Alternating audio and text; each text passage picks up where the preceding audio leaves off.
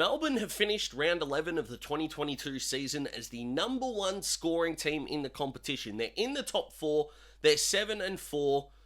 So how have I found something that concerns me? Well, I have, and it concerns me in a big way. Let's go.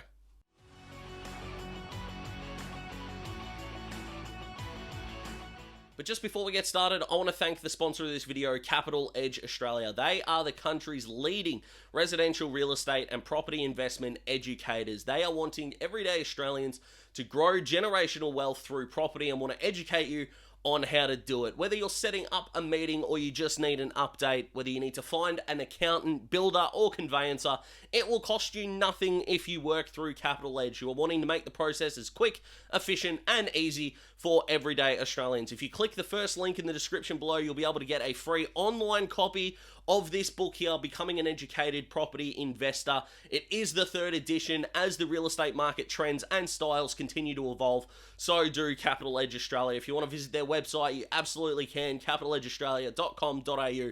That is the second link in the description as well, and get started on your journey. A massive thank you to you guys for supporting the channel, and a massive thanks to Capital Edge Australia for jumping on board. Let's start with the inconsistent form. Since round 10, 2022, the Dees are 13-12, including going out in straight sets in last year's finals.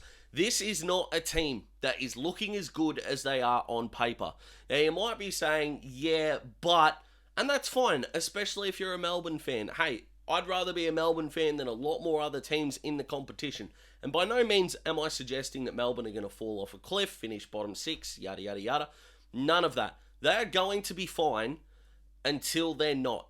Now, they've started this year, and like I said, reasonably well. 7-4, going okay, and with numbers like that, you might be suggested into thinking, geez, we're really finding ways to pick on football clubs, aren't we? Well, no.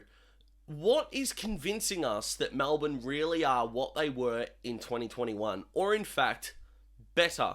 Yes, they're the number one scoring team in the competition. But their forward line mix still isn't perfect. Bailey Fritz is spending more time as the most dangerous forward than any other forward this year. And considering that he is not a tall, albeit an extremely good forward, that is a cause for concern. Jacob van Rooyen, I believe, needs to play every game this year. He is the non-negotiable starter if he's fit. They've got Matt Jefferson in the wings. They've got Ben Brown, Tom McDonald, these guys that are on a rotation as they try to figure out their best mix. Now, the good news for Melbourne is that they are still mostly winning while they're figuring this out. 7-4. If you double that throughout the rest of the year, is 14-8. Let's say they win round 23. That's 15-8. That's probably going to get you a top 4 spot. That is pretty good. No one's going to argue against that.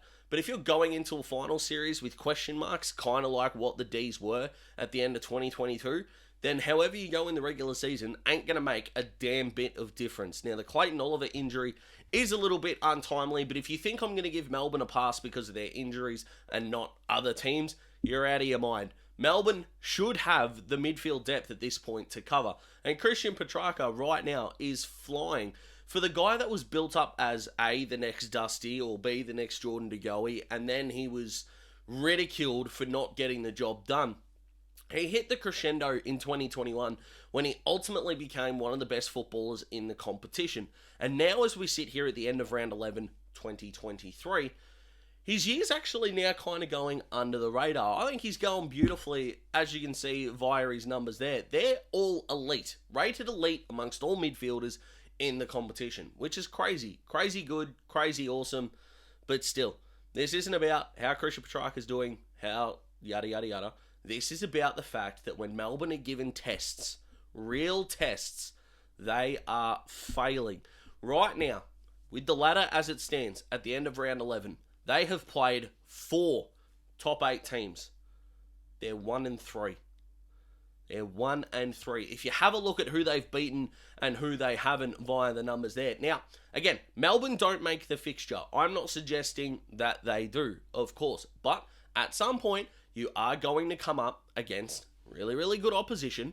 And when they have ultimately failed. Now, again, Port Adelaide didn't beat them by much. Fremantle didn't beat them by much. But we are noticing these things in games that they are falling apart either structurally albeit a little bit less than genuine players that are just not playing their best against good opposition. I have no idea where Stephen May is at in regards to his footy. I know they've got guys on the precipice that are under a health cloud. I understand that. Haven't seen a lot of Jack Viney play top line footy yet. Melbourne are kind of, for me, falling into the trap of we've got 6 to 8 A-grade players, and our next rung need those 6 to 8 to be at their best for Melbourne to play at their best. Now, they're getting away with it because they are playing pretty poor opposition. As you saw with the numbers, I'll put it up there just one more time. So usually that's 7 and 4. They're getting away with playing these bad sides and only having their top line 5 to 8 players get the job done, let the guys underneath them cash in when they can, and things are rosy. Well, they're not at the Dees at the moment. And I'm not really sure how you can put them into the contender basket, that upper echelon with your Collingwoods, when they're playing like this. I don't understand it at all. And I don't really think Melbourne do either. They're scrambling, finding answers. I don't actually think the Gordon-Grundy combination has been that bad. They gave up stuff all for Grundy, so that effectively doesn't matter. So I don't want that to be brought into this conversation. What I do want to be brought up is that Melbourne's fixture for the rest of the year looks pretty good, but it really only matters a couple of games there. The only 2 games that really matter are the Collingwood game in a fortnight and Brisbane. If they go 0-2 there, I'm calling it. They can't win the flag. Harsh? Maybe. Bad take? We'll see. But I don't really care how they play against the Carltons of the world unless they lose 4 goals plus. Then that brings a whole new conversation. But do I think they're going to lose to North? Of course not. Do I think they're going to fall over against some of these worst teams? Absolutely not. I'll still tip them for the majority of the year. But when it comes to finals, they are going to need their next rung of players to really stand up. Are the likes of Jake Bowie, Trent Rivers, even Viney, who I'm not sure I'd put in that A category, but very much one of the better B-plus players in the competition. Alex Neil-Bullen, Charlie Spargo, Tom Sparrow. Are these guys going to be able to help Melbourne against the better teams in the competition go and get another flag? I know that flags are really difficult to win. I know that. I'm not suggesting they are. But there will be something to be said if this group, as young as they are, but as experienced as they are, they don't have veterans with age. They have veterans with experience. And that, chef kiss, is all you want for your footy team. But if this group, the core of this group, only come away with the drought-breaking flag, it is going to feel like they left a bit on the table. But right now, Collingwood is standing alone for mine in terms of contenders, and everyone else is hunting them down.